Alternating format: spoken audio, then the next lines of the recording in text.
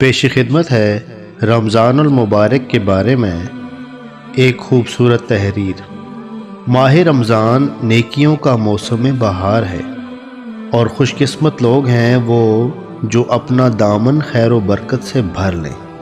ماہ رمضان کی آمد کے باوجود جن لوگوں کو نیکی کی جانب قدم بڑھانے کی توفیق نہیں ملتی، ان کی بد نصیبی اس سے عیاں ہے کہ جبریل امین نے ان کے حق میں تباہی و بربادی کی دعا فرمائی اور اللہ کے رسول حضرت محمد صلی اللہ علیہ وآلہ وسلم نے اس پر آمین کہا۔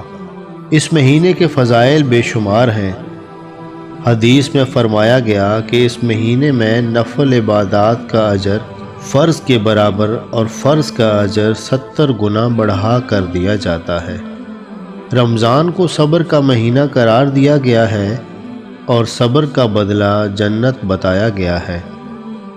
روزہ محض معدے کا نہیں ہوتا بلکہ پورے اعضائے جوارح، آنکھ، کان، ناک، زبان، ہاتھ، پاؤں، دل و دماغ، فکر و سوچ، غرض ہر چیز کو محیط ہوتا ہے۔ حضرت محمد صلی اللہ علیہ وآلہ وسلم نے فرمایا کہ جو لوگ جھوٹی باتیں اور غلط کام ترک نہیں کرتے، اللہ کو ان کی بھوک پیاس کی کوئی حاجت نہیں۔